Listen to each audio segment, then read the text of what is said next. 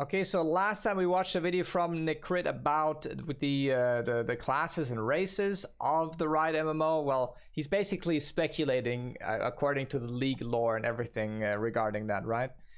So now it's about the bosses and raids of Riot's MMO. So let's get going. It seems like people really enjoy it when I talk about things covered in deep layers of copium. Now, don't get me wrong, I don't think we're riding on copium that much. So far, I have not made up a single thing, I am simply presenting things that already exist. And as my videos got traction, I started getting some valuable feedback. Yeah. So before we begin today's video, let's have a look at some of the things you just had to point out. For those of you who believe we are starting unhealthy hype, it's fine. As long as we all understand that we are dealing with hypotheticals, and that we will all be bold by the time it comes out. Yep. I also got to interview the person who wrote the upcoming massive League of Legends novel, who was confirmed to now be working on the MMO. And he told me that yes, my videos are being passed among the developers. So you can stop tagging them on Twitter now. Also, that novel is insanely good. It's Game of Thrones in League of Legends. I am excited for the potential lore of the MMO. Next, yeah, I am wearing my slippers out of my own volition. Yes, shamans can shapeshift in this universe, just like druids. I always play shamans. I don't like shapeshifting though, usually. But maybe, I mean, if it's cool, right? Like if you know, it could be cool, right? It could be cool. I mean, yeah, whatever. And yes, Riot confirmed that Legends of Runeterra, which is the card game based on League of Legends, is a big inspiration when it comes to the world building. In case you're wondering what this is about, all the art I am showing you comes from Legends of Runeterra, a game that secretly acts as a massive archive of art that reveals this universe. Anyway, after covering the world and all the races and classes the lore supports, we can now dive into the potential endgame bosses of this MMO. Now I know what you're thinking. This game isn't even in the playtesting phase, how can we talk about the raids? Well, you see, that's because Riot was probably thinking ahead of time. And they started a bit of a meme in the lore community. They gave this universe way too many world-ending threats. The downside of this is that, yeah, there was a time when we didn't know which world-ending threat was the real world-ending threat. It was a battle between who's the biggest evil. But the benefits are obvious. You have a lot of meaningful enemies that you can remove before you start limiting your storytelling. And in fact, many of these big storylines are written with all the backdoor. If they could, there's one thing that MMOs have never gotten right, and that's big bosses. There's so many big boss fights in so many games, they always feel weird almost. There any exception to that? Like Lost Ark bosses are pretty huge, but they're not like super massive, right? Where you're like the size of his fucking toe or something. So Ragnaros was pretty decent actually, but you could barely even see what the fuck's going on, which is normal, I guess, if the boss is that big. It was too. Yeah, I guess. Doors open, so that in the future they can utilize them for an event in League of Legends, or it is stories that were left open purposefully for the MMO. And that's what this video is going to be about. Originally, I wanted to show you 10 storylines that were left open and which would lead into raids. But if you look at the length of this video, yeah, I cut it down to only 7. It's 52 minutes. So without further ado, let's get on it. Since we are essentially talking about the world of League of Legends, especially if you have seen our last 2 MMO videos, it goes without saying that this world has material for hundreds of instances. This means that it's really up to Riot to cherry pick which ones they want to do. And since in this video I am only going to mention 7 of these, it is highly likely I am not going to mention the one that you would like to see. But if you feel strong about your own idea about a dungeon, feel free to comment about it below. Looks cool as fuck. This is all valuable feedback for the developers after all. Anyway, the 7 raids I picked are based on one simple fact. Their stories and setting are perfectly fit for a raid environment. Be it because their stories are set up for a grand finale, I mean, or because are there even gonna be raids? Did they like specify that already? some of these villains already have a cast of supporting bosses Callista's for the raid. badass. Or simply because the battles would be really cool. And because showing is better than telling, let's start with the first raid. One with such a good setup, the raid essentially writes Of course itself. there will be raids in MMOs. There's a lot of MMOs where there aren't proper raids. Where, you know, there's just a world boss or something, but not actually raids. A lot of MMOs. The Ascension of Mount Targon. As you may remember, Mount Targon was created by the celestial gods to serve as a gateway to the celestial realms. And people decide to climb this place for a variety of reasons. Even though only about 1 in 10,000 makes it to the peak, some people try to climb the mountain because they want to be deemed worthy and become a celestial demigod, while, for example, the Massians Hassan knows what he send said, their don't worry. criminals here to die trying to climb the mountain. This death sentence is called the Crown of Stone. And Huh? yes, of course, you can't really force the criminals to climb the mountain unless you go there with them. So most criminals just flee and start a new life elsewhere. Also, at the peak of the mountain, we can find Aurelian Soul, the Star Forger. The Spoiler? reason why he is here is because of the crown he is wearing. Long story short, thousands of years ago, when people noticed that Aurelian was crossing the stars, they started worshipping him, which boosted Aurelian's ego. And they crafted him a crown of celestial star metal. Aurelian, already being quite egoistic, donned the crown, only to realize it was a mind-controlling device.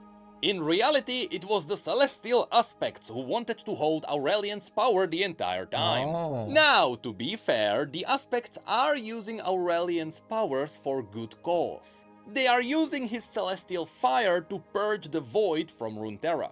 But Oh. still, it is the celestial aspects who enslaved Aurelian.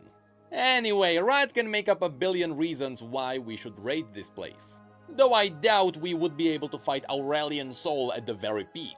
You know, he is made out of space. But maybe we need to reach the peak to borrow some of his powers. Or maybe we need to kill a rampant aspect. Or maybe we just need to reach the Celestial Realm for another reason. Simply said, it is easy to make up a reason for this raid to exist. What's more interesting is the setting of this raid. At different levels, the mountain presents you with different enemies. That could be really cool. With some hidden power? That could be fucking super cool, actually. Friendly fire. I think having a dungeon like this, you could make this so cool. Space ourselves. I mean, technically, if you climb the mountain, you become an ascended, right? Wasn't it like that? I wonder if you could do that in the game. Imagine if you could become an ascended. That could be, I mean, but like, that every stage of the mountain is like, you know, similar to Sword Art or something, where like, it's like progressively harder and like there's new stuff, or like Made in Abyss, like the further you go down, the tougher it gets and like the more dangerous. That it could be really cool. I would also love to see more open-ended or open area dungeons. So like that the entire place is way more open, and it's not just a linear dungeon, but you can like, it's like an area, you know, and you can explore it. That is, I think that's what raids need. I think raids would be way cooler if it was an actual place and not just like a corridor, you know? So let's start with what would happen once League you lore is enter pretty the good. raid. You start at the bottom of the mountain, where you are very likely to meet Chip.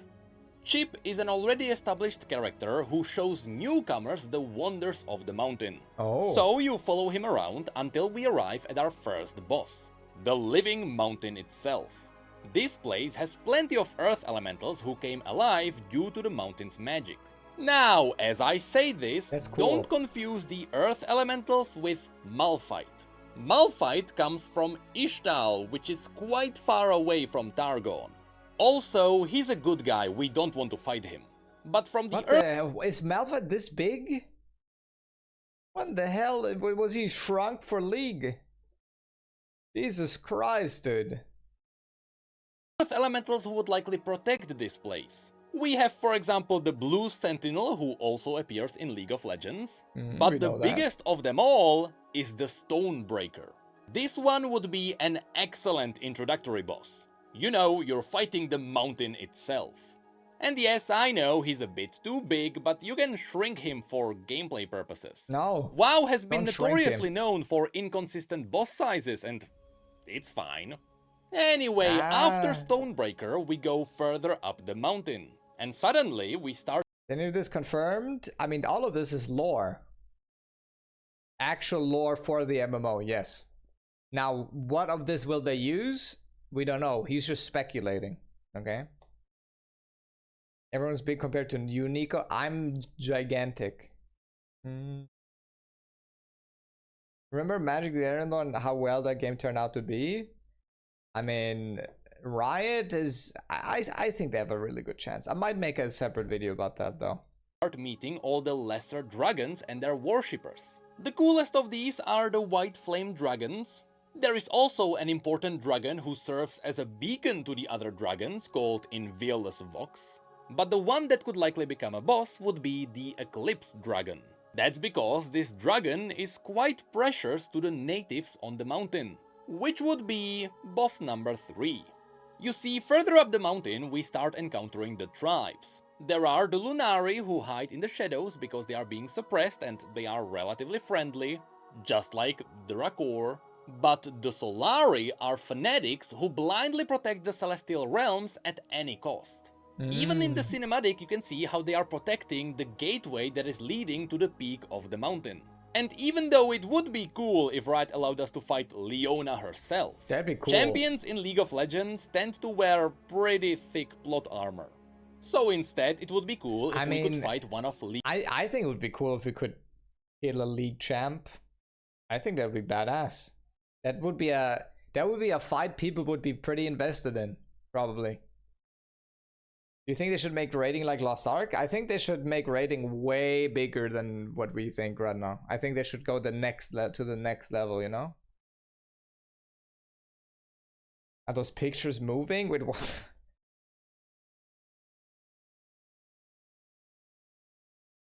Teemo raid Leona's boss? champions! The one known as Daylight Spear, Ravoon. Anyway, after defeating the Solari protecting the gateway, we would get near the peak. The first one to meet us here would be the Infinite Mind Splitter. What the hell is that? This is a legendary draconic creature with a very unique ability. It is told that its gaze gives you so much knowledge and insight that your mind crumbles beneath it. So fighting this boss would be all about getting buffs from it, while being careful not to get too many buffs, because it would kill you. And then, after getting past the Infinite Mind Splitter, cool. we would arrive at the last stand of the mountain, the Arbiter of the Peak. The last guardian standing in the center of the peak, separating mortals from the celestial realms. This is the creature that leads the mortals who survive the climb directly to the celestials. In fact, that's what you can see here. He is guiding Tiari the Traveler to the Celestial Realms, where they would become the Traveler. But also, in case of emergency, the Arbiter serves as a guardian against unwanted visitors. So if you climb the mountain, I thought you could become like something like Leona or Diana or Pantheon, right? Like the Ascended. But this guy is becoming a Celestial himself? How does that work? I don't... What are... Two things could happen here. Either we fight the Arbiter to get its approval to pass into the Celestial Heavens. In this case, perhaps the Arbiter can test us with the lesser celestial beings. Or we simply have to destroy the Arbiter.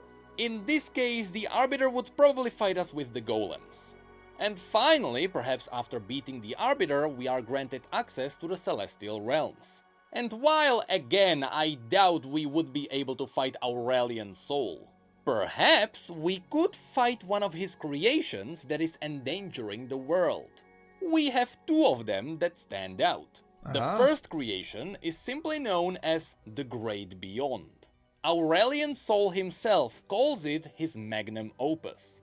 This is essentially a smaller celestial dragon created in Aurelian's image. So this would be like fighting Aurelian himself, except this would make sense. The one I believe might be a bit more appreciated, however, would be the one known as the Scourge. This is also a celestial being created by Aurelian himself, but League of Legends players might recognize this one as the pure celestial version of Baron Nashor. It is believed that the physical Baron was born out of the pure image. So, the Scourge being the final boss would be a really cool nod towards the League of Legends community. See what I mean? I just made up a 7-boss raid in a heartbeat. And I skipped a lot of details just so this video wouldn't be too long. There are the celestial beasts, the demons trying to consume the heavens, the dragon roost near the peak where dragons are born, the star hounds, Esmus, the breath of the world, and so on. Designing this raid was simple because the lore and the setup is already there. Once again, I did not make anything up. All of this already exists in the universe. And Runeterra has a lot more places just like this one. So, that's cool. Let's have a look at raid number 2. That was a cool one. The one raid I know as a fact people would love to see is a Darkin raid. You can pull this off in a lot of... What if you can become a Darkin though? That would kind of, you know, change the dynamic. Like imagine you go into this raid and you get a Darkin weapon. And then you can become a Darkin yourself. Right? Different ways. But since the roots of the Darkin lore are in Shurima, the raid would most likely be in the deserts. Super quickly, in case you forgot, the Shuriman Empire rose to power after it started using the Sun Disk to reflect celestial magic into their soldiers, and turning them into the god warriors known as the Ascended. The Ascended were guaranteed immortality, however, their minds were as... Are they two different kind of Ascended now? Are they Ascended in Shurima and Ascended on Mount Targon, or are Leona and so on actually Celestials? I'm so confused. Yordle raid where we shrink? I mean, what if we are the Yordles, right? As fragile as they were before. After these Ascended fought the maddening void beasts released by their neighbors, they started going a little bit mad. But their minds finally snapped when their emperor died too and there was no one to give them directions. The story goes that a Darkin known as Zolani, who used to be a great healer, invented blood magic and used it to heal the other Darkin, by which she also infused them with the blood magic, with a secret plan to use the blood magic later to control them all. This was Zolani's secret plan to stop the rampaging Darkin. No KDA Unfortunately, dancing, the Celestials noticed that the Darkin were very dangerous, and they started sealing them inside special weapons. The sad part is, Zolani herself was also sealed inside her blades. So since Zolani was sealed away, there was nobody to control the others. And as a nice bonus, the remaining Darkin were now empowered with blood magic. Fortunately, in the end, the Celestials sealed all the remaining Darkin inside their weapons too. But stupidly enough, the Celestials let mortals to safeguard these Darkin weapons. So of course, some people were tempted to pick up the weapons and use them for their wars. At which point, the Darkin immediately dominated the minds and bodies of those who picked them up. So yes, these rampaging god warriors managed to free themselves. So now, let's quickly go through those who would serve as big raid bosses. Perhaps the most famous one, and as far as we know, the most powerful one, is Aatrox. After Aatrox was sealed away, his blade was picked up by a random warrior in the north. Of course, Aatrox immediately dominated the warrior's body, and since then he's been using blood magic to drain the dead around him, and make himself bigger. That's what you can see in his old cinematic. Jesus. He starts small, but gets bigger the more things he kills. In fact, it got to such a point where Aatrox became the only being to ever kill a celestial god. Oh, yeah, As we I knew mentioned about in that. the last video, Yeah. Aatrox stabbed someone wielding the power of the aspect of war so hard, the aspect of war was wiped from the stars. So out of all the Darkin, Aatrox is the ultimate end boss. Besides Now, what happens if I'm the Darkin and I kill an aspect? What happens? What if I can become Aatrox? Let me destroy everyone. That sounds like a lot of fun. Besides Aatrox, as mentioned, the second most important Darkin is Zolani. Now, Zolani has canonically not returned yet, but Legends of Runeterra is teasing that she might come back in the future. Also, as a fun fact, in the most recent cinematic, you can see that Talia and Kai'Sa arrive in front of the faceless statue of Zolani. Oh. Next, there is also Varus, a Darkin who was sealed inside a bow inside a well, and he got freed after 2 hunters fell into the well. So now, Varus' body is actually occupied by 3 souls, the 2 hunters and the Darkin. One could say he's the embodiment of 2.5 men. And there is also Kayn, the one holding the scythe of a Darkin known as Rast. But as far as we know, Kayn is pretty good at resisting Rast's power, so I doubt Rast would be freed. Also, That's badass, Kayn actually, that Kayn can is a control League of that. Legends champion, Yes. so in order for Rast to come out, Kayn would need to die. And I don't think that's possible with all the plot armor. But we are still not done yet. I mean, you could kill a Next, from the character and lesser-known still be Darkin, available there in is League. also Horazi, who was sealed inside a small emblem, Naganeka of Zurita, who was sealed inside a giant What? ballista. As you can see, she looks a little bit like a chicken. What the hell and is that's that? because it is believed that a chicken touched the ballista and the Darkin took over the chicken's body. And lastly, there is Tarosh, who was sealed inside a... What the hell is that? There's a chicken, Darkin. massive halberd. The reason why this Darkin raid would work is because all the Darkin have a common goal. They all hate Zolani. They see her as a betrayer who was trying to control them. So in this raid, we would likely fight the other Darkin as we are trying to get to Zolani. And after we kill her, we would face Aatrox as the final boss, since all the Darkin wars began with Aatrox and Zolani starting a civil war. Also, it turns out that Aatrox was the general of all the other Darkin, so killing Aatrox would be the perfect end to the Darkin chapter. But let's not forget that Riot is already teasing a new Darkin. The next champion in League of Legends might be a dog that picked up a Darkin dagger.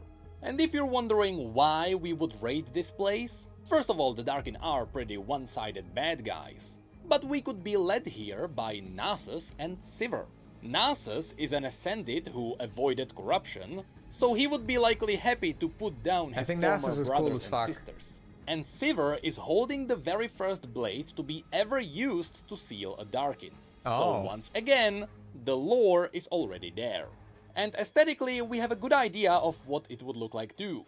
We would start outside around the temples of Zolani, which look creepy and corrupted. And later we delve beneath them to where the land is tainted by blood and death. Okay. For the next raid, let's stay in Shurima. Because if there is a raid I would personally love to see, it is the raid on Narimazeth, a city that is in ruins.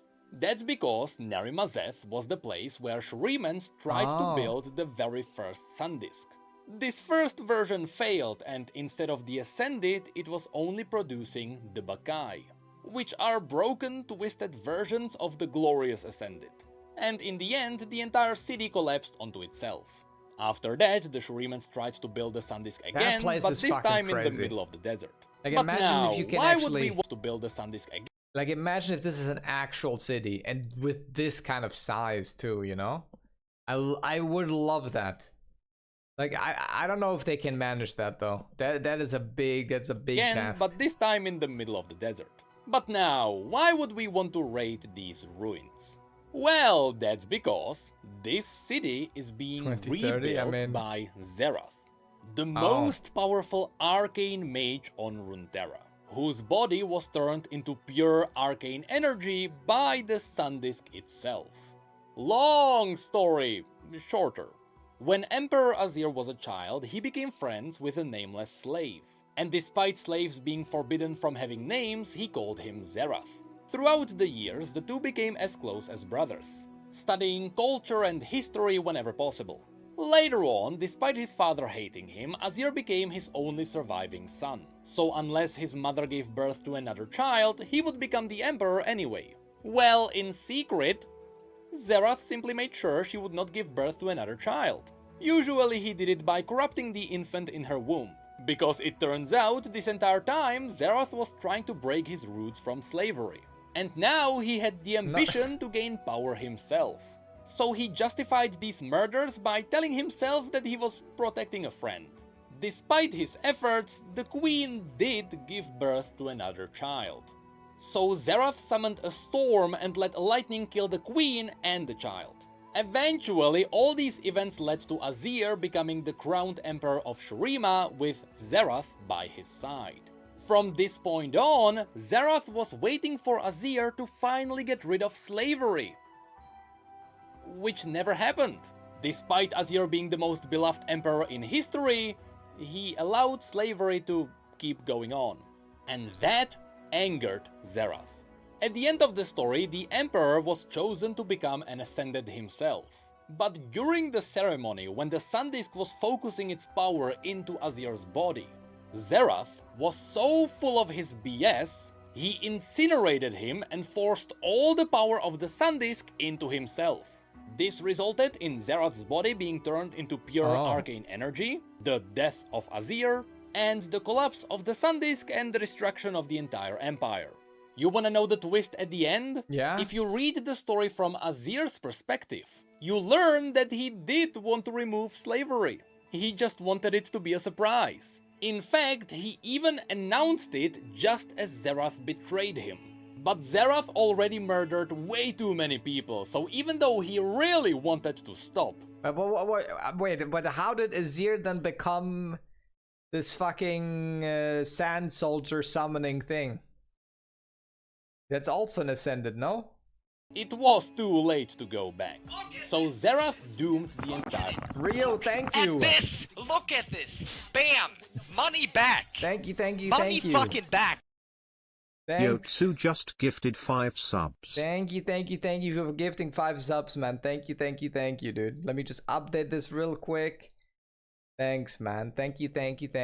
I hope you enjoy the reaction to the video. Thank you, man. Thanks.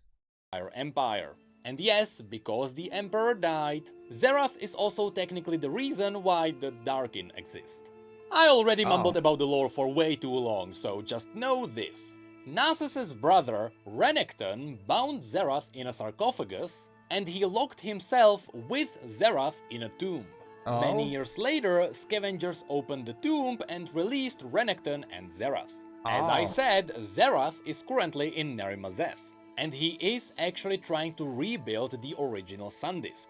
We don't really know why he is doing it, but I think it's safe to assume that he just wants more power. But you know what? You know what I think is super interesting? How they create all of this coherent lore out of completely incoherent characters, right? Like when all of these characters were made, probably no one had a second thought about like how this all connects. Like a little bit here and there, right? We knew that Jinx and Vi were sisters, and we knew that Caitlyn is like a rival of Vi or something, but like they're basically taking a lot of characters that they just made up, and then they're connecting them together to be like a coherent thing, you know? I think that's pretty impressive. It smells like to me? It smells like a big old setup for a future raid. In Legends of Runeterra, you can see Xerath with all his worshippers. You can also see all the mini-bosses around him. Yeah, they have to change Especially, things, of course. we know about Demi Yin, the Unbound. But besides all of these heralds and acolytes, this raid would also have the Bakai, the original experimental Ascended who come from this city. But also, we would fight Renekton himself, Because it turns out, after hundreds of years of being locked in a tomb with Xerath broke his mind by whispering to him that Nasus betrayed him. He purposefully led him to rot in the darkness. That's why Renekton is quite crazy these days. It all goes back to Xerath, who might be the ultimate villain of Shurima. For the next raid, why don't we play off of the success of Arcane? No spoilers, don't worry. Previously, when I told you about the cities Piltover and Zaun, I showed you that at the very bottom of that place you can find the ruins of an ancient Shuriman city. Yeah, he said that. But that will become just a dungeon. The one that would become an interesting raid would be the Empire of Renada Glask. After I mention this, I know a lot of you will be confused. I don't know this new character. character. After all, Renada Glask is just a rich baron from Zaun. How can she support an entire raid? Well, in this case, it is all built on two factors. First of all, Renada is way too big of a character to be removed in just a dungeon. But more importantly, Renada Glask released this year, and she was released as yet another big villain, after all the other already established villains in Piltover and Zaun. She simply really feels like a setup for something in the future. Because after already having Singed and Urgot and Victor as villains in Zaun, Riot didn't need to make up another. It feels obvious they released Renada to be a villain supervising the other bad guys of Zaun. Before her, Zaun didn't really have a main villain. So obviously she is now filling that role. Her lore is making her the main boss of Zaun. Her raid would be very clear in its structure. We would follow the detective case of Caitlyn and Vi as we try to find her hideout. Perhaps Camille, an extremely dangerous assassin from Piltover, would be also interested in killing her. From that point on, we would literally raid her place with the war. I would love to have these kind of interactions within the player base as well. Like, oh, I know this one bounty hunter from Piltover. Her name's Camille. Maybe we can get her into that raid. She would probably fit. You know what I mean? Like have like these kind of social structures where people know each other for certain things, and they're like, you know. I always think that is badass. I always think that's so cool. As a nice bonus, people would love to see the popular champions Zeri and Echo on our side, both of which are kids from the streets who have destroyed her warehouses before. But the last puzzle piece is, why would we raid Renada? Well, the Glask family owns Glask Industries, which is the most luxurious brand in Piltover and Zaun. They sell perfumes and really fancy limb replacements. And unfortunately, this brand reflects a bit of real life, since these fancy formulas are developed down in Zaun, using slave labor. But there is also a darker twist. All their products are infused with a chemical formula, which can turn their customers into mindless rampaging husks at any moment. It's kinda like Apple. Now, since Renada is a recent champion, that's all her story really has. True. She is probably the most powerful Baron in Zaun, who can make an entire city fall into chaos with the press of a button. And now we're just waiting to see when she would unleash it. If you ask me, I normally wouldn't think that this would be a great raid. But this would be very different from raiding dragons, which would actually give it the benefit of changing environment. But also remember, this is riding off of Arcane's fame, and I doubt Riot would pass on that opportunity. That's why I feel confident we will meet Renada in the MMO. I can see that. I can see that being like and now we are I could even see that being the first raid. So like maybe in Arcane or something, we get to the point where, you know, she's set up as a villain and like a little more background and stuff. And then, you know, then the MMO kind of takes that as a first raid to hook the player a little bit more into it with Arcane, you know? Diving into the top 3 raids. I am extremely confident that some form of these will be in the MMO. That's for 2 reasons. First of all, these big villains are way too big to be ignored. We are talking about characters in the style of Arthas Menethil. but also their lore mean- turns them into world-threatening enemies that have to be dealt with the first of these being Viego, the Ruined King. There is not a sliver of a doubt we will see the Ruined King in the MMO. You can point a gun to my head, tell me to guess a villain in this MMO, and I will smile knowing that I survived. It would be unimaginable to ignore him. I did Now, not decay. the issue lying in front of me right now is that Viego's story is massive. On top of the normal story he has in League of Legends, he got his own book that is 400 pages long, the entire RPG game called Ruined King, which is focusing on his reawakening, and League of Legends got its own in-game event that was focusing on pushing his lore forward, which also included 3 cinematics. Right now, Viego has the most lore out of any champion in this universe. So let me summarize it as quickly as possible. That's a Viego lot. was a Camavoran prince who was forced into becoming the king at an early age. Because of this, he was not ready to become a king, and many would not consider him a really good king. Still being a teenager, he often threw tantrums in the style of Kylo Ren. To keep the kingdom from crumbling, he relied on his 2 advisors, Kalista and Nuno Necrit of Camavor. What? Yes, that's the character named after me. Eventually, Viego met the love of his life, Isolde. Wait, a what? woman whom Wait, he he has loved. a character named after him? Me too, man. Me too, but they didn't know about it before, you know? They still probably don't. But I have one of those too, man. Very, very, very, very deeply. He loved her so much that he would do anything for her. But she didn't abuse it. Isolde was actually a very good queen. For the majority of Viego's ruling, he waved the kingdom's problems away just so he could be with Isolde. Until the day someone tried to poison Viego to finally remove him from the throne, and instead they poisoned Isolde. This is where Viego's dark side really started to show. After trying absolutely everything imaginable, nobody was able to heal his queen. And Viego's angry Who depression poisoned her, started though? taking over him.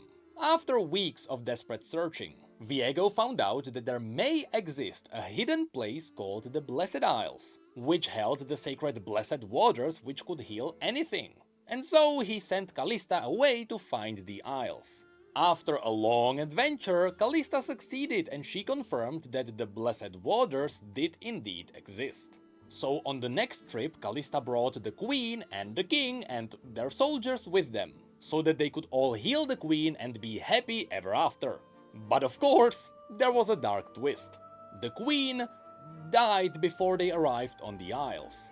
And the priests confirmed that they can heal anything, as long as the person is alive. But that didn't stop Viego from trying.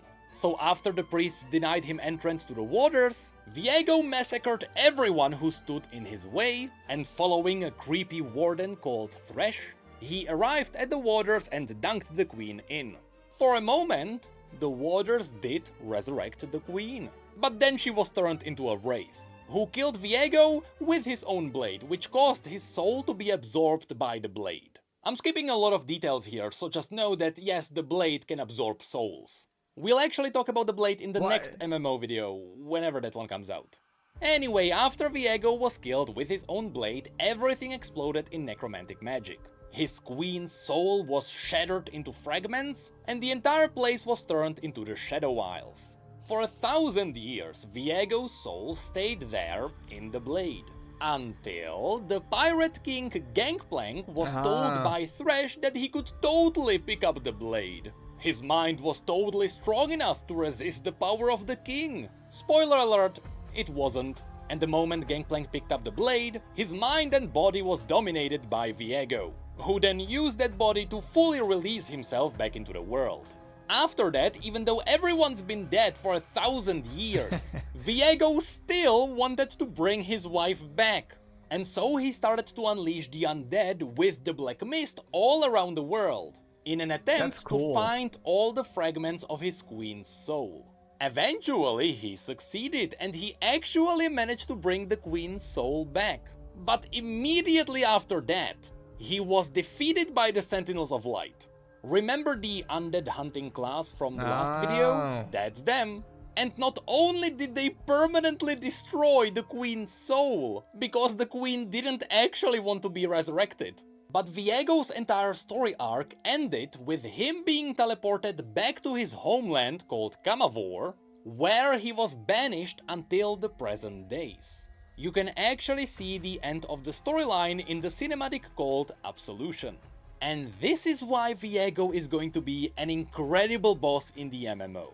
He does have a lot... I mean, that does remind me a little bit of Arthas in a way. Like, he didn't have the worst intentions, he was just led by love, basically, and then he turned to this fucking villain. But I think that's always a good boss. I think it's always like a character that is a villain, but like understandably so, you know? I think that makes for good more bosses. Importantly, this entire time we have only seen his young, reckless personality, where he acts like a child throwing tantrums, as he's constantly trying to help someone he is obsessively in love with. But the thing is, his entire life he was chasing his queen. He was ready to go beyond death just to be with her. But now he was imprisoned after learning that the queen didn't want to be with him, but also after her soul was permanently destroyed. So once Viego is unleashed from his prison again, instead of a cocky teenager, we are going to have a pissed off king who has nothing to lose. And that transformation into the Dark King is something I really wanna see. And you can only imagine what the raid is gonna look like. Hordes of risen Camavoran soldiers, ancient undead dragons brought from his homeland, the legendary Rasa the Sunderer, and even more legendary Hecarim of the Iron Order. But there is also Commander Ledros, or maybe Karthus the Death Singer, and finally Thresh, the one who caused all of this to happen. The hidden master of puppets. I've never seen Thresh without a mask. Simply said, Viego has a lot of meaningful enemies serving him, and the raid will be glorious. Side note, in the distant future, I kinda wanna cover the entire story of Viego. Wish me luck. For the next raid, we are not delving too far away from the undead theme, because it's time to cover the most brutal badass warrior this universe had ever seen. Super quickly, just for clarity, Mordekaiser. Viego's deathly magic is really undeath in its true meaning. When he's turning his enemies into undead souls, it's more like he is preventing them from dying, and he's turning them into somewhat living wraiths instead. So he's not really the master of death. As you'll see, that title goes to Mordekaiser. I knew it. His story begins as a warlord known as Sun Uzal. During his time, the main continents were occupied by barbaric tribes. Sun Uzal believed that by killing as many people as possible, he would please the gods of the afterlife. And so, he forged an empire in blood and death. As his life was near the end, he took great satisfaction in knowing that he would sit at the gods' tables, in the glorious halls of bones. However, when he died, he found no glory waiting for him. Instead, Sun Uzal stood in an empty grey wasteland, with an occasional soul drifting by. He watched as these lesser spirits faded into the fog, unmade and lost in time. But Sun Uzal refused to fade. His will, tempered by rage and torment, held him together. In other words, he was simply too angry to die. He started listening to the disembodied whispers around him, and he learned this was Oknun, the language of the dead. Slowly, he came up with a plan. He began whispering temptations into the veil between realms, promising power to any who would listen. And sure enough, he managed to tempt a few cultists into bringing him back to life. Lacking any flesh or bone, he told the cultists to bind his spirit to metal plates, forged in the likeness of his old armor. And so he rose as the Revenant of Iron and Hate. No longer called Sun Uzal, but rather, in Oknun, he was Mordekaiser. Originally, Oh. these cultists wanted to use Mordekaiser as a weapon in their trivial wars. But instead Mordekaiser killed them all, and he used their souls to forge himself a brutal mace called Nightfall. With that, Mordekaiser's second conquest of the world started. But this time he was wielding necromantic magic. All his enemies were confused because it seemed like Mordekaiser only cared about massacre and destruction. Entire generations perished under his campaign. But in reality, there was far more to Mordekaiser's real plan. At the center of his empire, he raised the Immortal Bastion, which became the largest structure on Runeterra. And he used that place to gather information about spirits and death. Be it by... So that basically means Mordekaiser was kind of the king that started Noxus, no? Because this is the capital, right? Capturing and studying demons, or torturing Yordles until he could harvest their secrets. He did everything in his power to understand the realms beyond.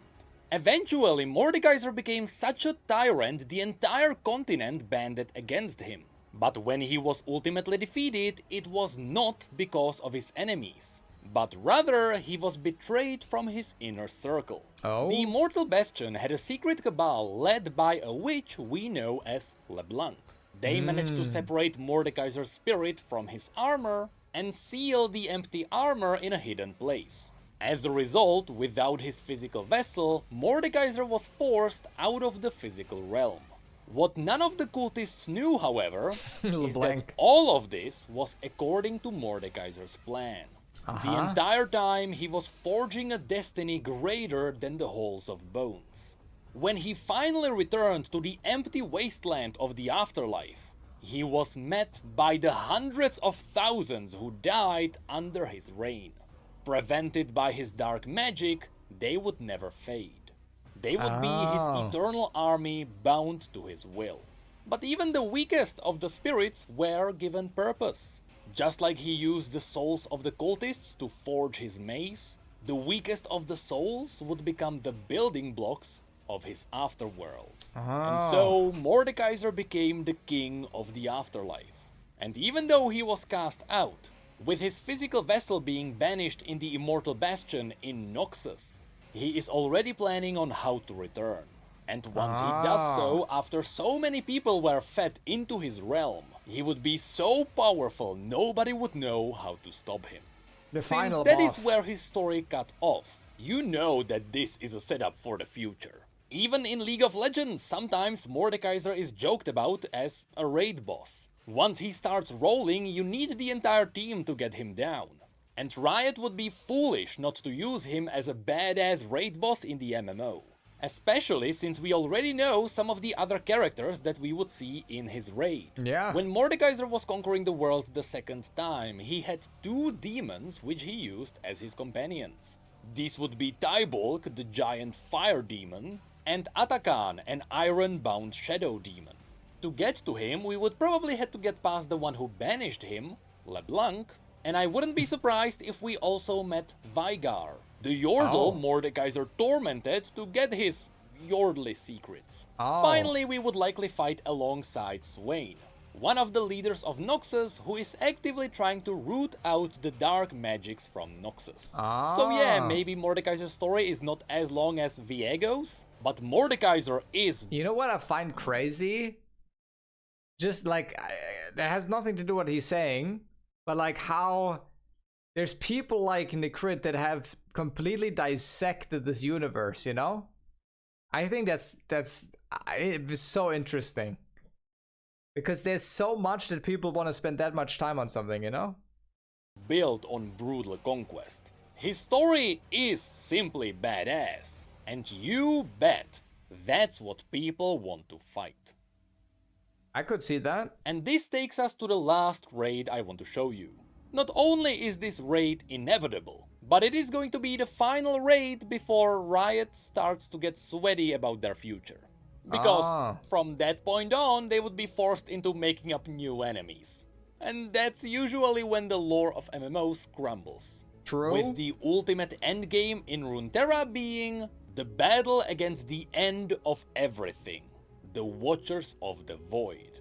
Now, I know we already quickly summarized the story of the Watchers when we talked about the world, but we need to quickly do it again because if they get their own raid, it would be a really cool merging of multiple storylines of this universe.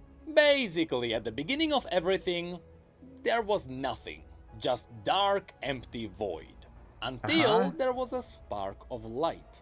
This spark of light illuminated the darkness and revealed creepy entities we know as the Watchers, who before this event didn't even know about their own existence. Of course, since this first light woke the Watchers up for the first time since the beginning of time, the Watchers got annoyed and they decided to silence it so they could sleep again.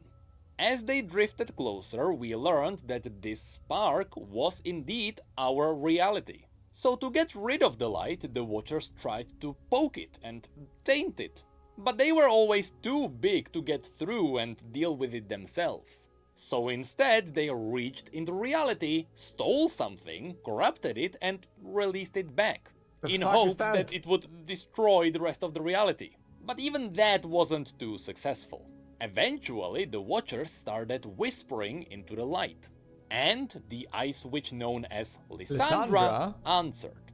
The Watchers promised her people immortality and great power. In exchange, they asked Lysandra to prepare her world for the coming of the Void. In secret, behind the backs of her two sisters, she agreed. The Watchers empowered the strongest of their followers. I still think it would be so cool if these kind of characters and storylines could be kind of made a part of your character as well. You know, you have so many different storylines at the same time. You could just basically put them like, I don't know.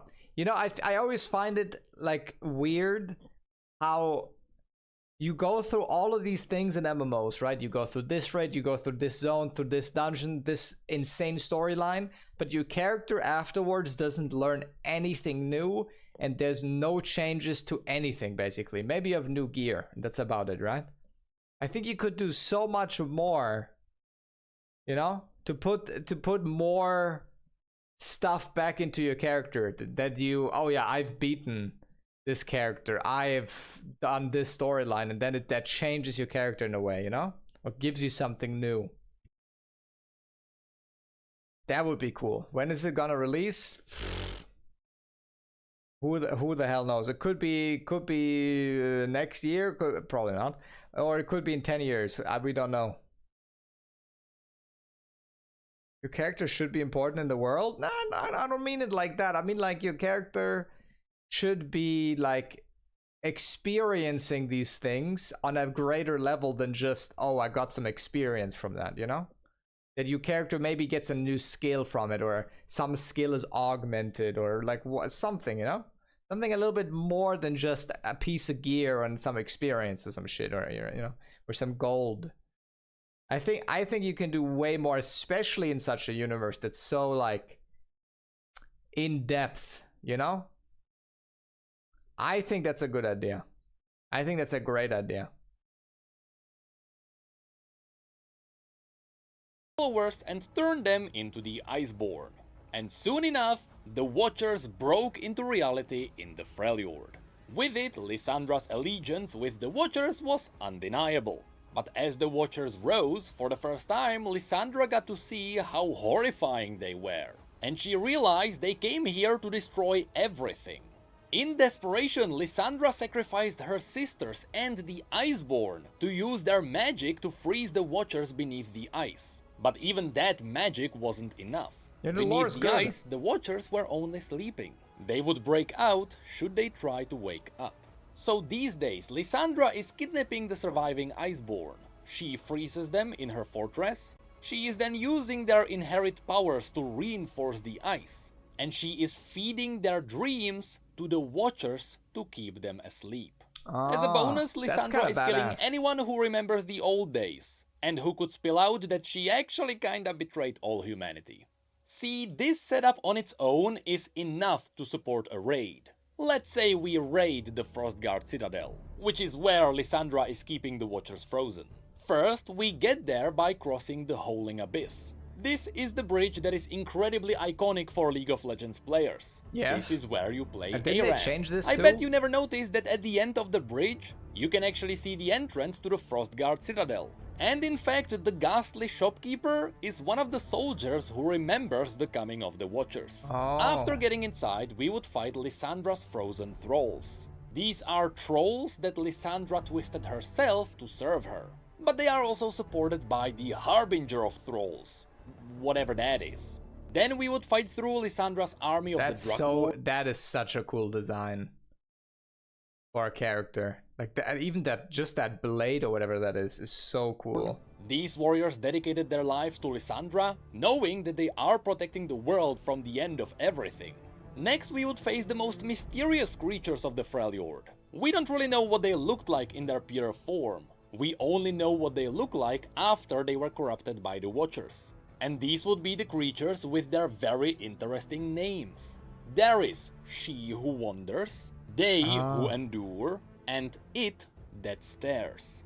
Whatever these creatures used to be, now they are titanic, with their eye-beam disintegrating reality. Then of course we would have to get past Lysandra herself before we arrive at the Frozen Watcher. I think it's likely that we are going to fight one of these. And what's cool is that even though this is the toughest enemy this universe has to offer, even if we defeat it, we don't really defeat all the Watchers. That's the clever backdoor of this universe. We can't destroy them all. They are the primal force, there is an endless sea of them. If anything, our reality is a parasite in their void. So if we defeat a Frozen Watcher, all we really do is plug a hole. But the Watchers continue being a threat. Anyway, this Watcher looks strange, doesn't it? It's not really the floating eye that you would imagine. Well, that's because, as it is with all the League of Legends stories, there is a twist. You see, just as the Watchers are able to corrupt a being, they are also open to being corrupted themselves. The process always comes from both sides. And so, the more the Watchers interact with humans, for example, the more human-like they become themselves. And since the Watchers in the Freljord were frozen there for thousands of years, Legends of Runeterra shows us that once they would break through, that's what they would look like. They would have many human-like limbs, the story told us they have fur from all the animals, and they even have a creepy fake face. So no, this is not what a pure Watcher would look like. This is a Watcher tainted by the people of the Freljord. Also, you might be wondering, how do we actually beat the most powerful... I think that's a really cool idea, that you have like it's like a two-way thing. You know, they taint each other. I think that's interesting. I've never seen anything like that, I feel like. Well, that's where the stories collide. First of all, Lysandra would be the key to freezing the Watchers. She would have to be on our side at the end there. Also, the primal god Ornn constructed the bridge leading to the Citadel. And this bridge was used as a magical seal to help keep the Watchers down there. So Ornn himself would help us. But most importantly, there is another massive storyline that is in Shurima, centered around a Voidborn known as Bel'Veth. Because this video is already way too long, just super quickly. You know how the Watchers themselves got tainted when interacting with reality? Down in Shurima, a small pocket dimension formed between the Void and our reality. It was sort of like a cancer growth on the Void. In fact, if you dive deeper into this, you may realize that this is directly correlating to real-life cancer. If you don't know, cancer is just living tissue that decided, hey, I don't wanna die. And that's exactly what happened here. As the Void started consuming people in Shurima, it got tainted by the people and it formed self-awareness. Soon, because this cancerous growth inside the Void needed to represent itself, it grew a creature known as Bel'Veth. A Voidborn that looks a bit fishy because she consumed a harbor, but also she doesn't actually like the Watchers because the Watchers want to end everything. And all Bel'Veth wants to do is to live. And so these days, Bel'Veth is consuming entire cities at a time. And she is rebuilding everything with the information she got. With her ultimate end goal being to rebuild all reality.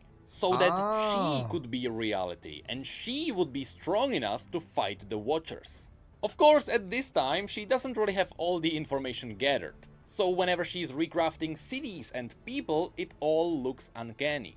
However, at this point, she consumed hundreds of thousands of people, and she's using all of their brain power, so Belveth... How many people are in this world? How many people can die? There's a there's a lot of people that are dead. They're like, what the hell? is very smart. Now, the reason why this storyline is important is because Belveth once talked to Kaisa, and she offered her. Is that how you a say that? deal. Kaisa? If mortals help Belveth consume reality faster, she would spare them to be the last she would consume.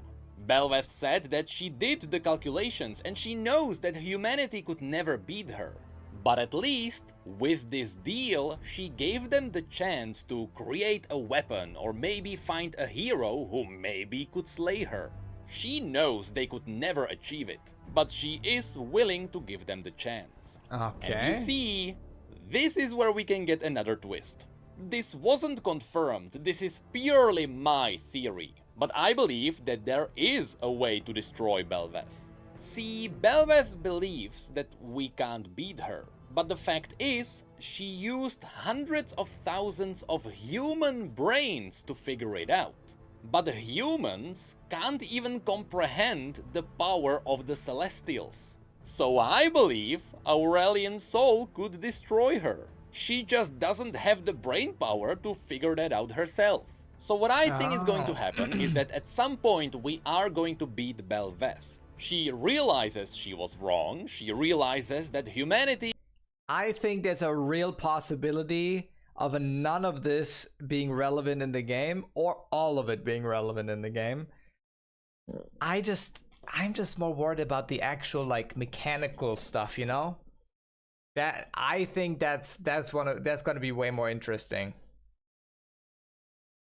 Like what if I mean, we already know that all of the people watch Necrit videos, all of the devs, right? But like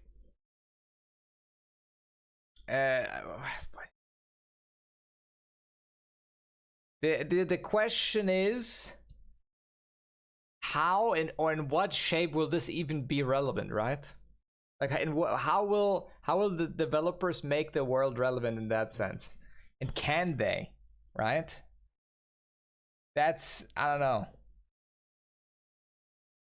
If they're probably learning from him, honestly.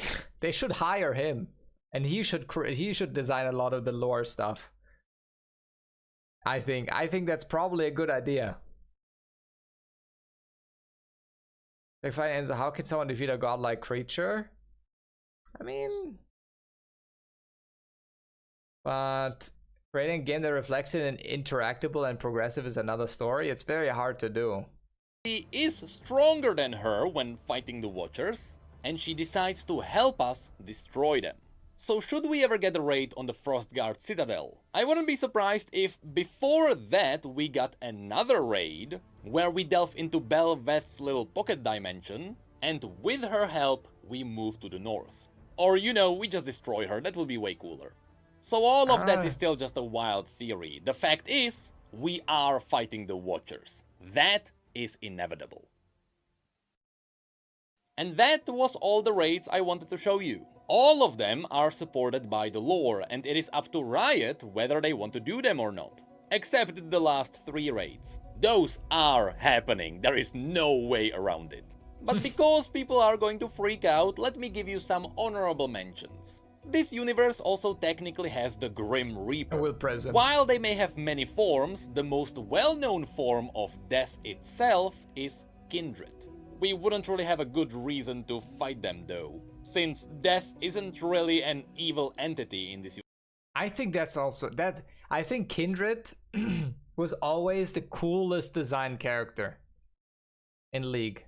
I never liked to play that character. It always felt weird.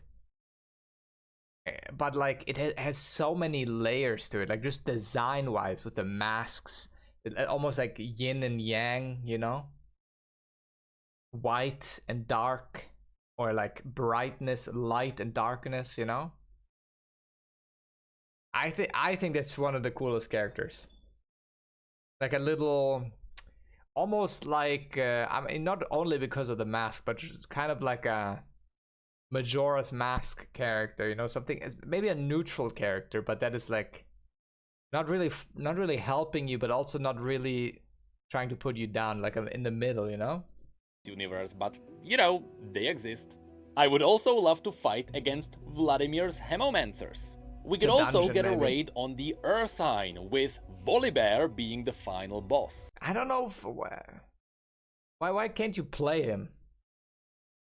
Why do we want to fight these guys? The primal god of wilderness. In the east, there is also the mysterious demon known as Ashlash, a seven-handed this? liquid demon that is But this is what? Yeah, the like kindred voice lines are so cool. locked beneath the earth, in a place known as the Seventh Layer. Neela is currently wielding its power, and it looks like a setup for the future. Also, there is Fiddlesticks, the primal and most powerful demon on Runeterra. Fiddlesticks itself is just a puppet. The demon is what you can see inside the cage. But because Fiddlesticks is roaming around the world, I couldn't really figure out a raid setting. But you bet. I mean, the reworked Fiddlesticks was insane, right? Like, it's basically a horror creature. And it's a demon, apparently. So they obviously also redid the lore, right? And including the voice, the visual update, I think. So that it makes more sense. Kindred is a day. I mean, Kindred is I don't know, a thing. We are fighting him at some point. If you want a creepy video to react to, find Fiddlesticks Cinematic. Simply said, the lore supports so much more than what I showed you today. And in the future, I can make a smaller video where I cover the dungeons of this MMO. All being theoretical, of course. But for now, that's it. I'm running out of content, so let's see, what do we have next? But hey, my question: why do you hold the lav mic? Wait, what do you... That's a good question. That is a pretty why is he not just... I mean, okay, listen, chat. I think there's like a lot. I think this is probably the coolest idea. But as I said, I think all of this is like cool and all, right? But if they don't, I hope they don't make the same mistakes as all other MMOs, where all of the previous content is irrelevant and what you've done already on your character is also not really represented on your character. That's what I hope.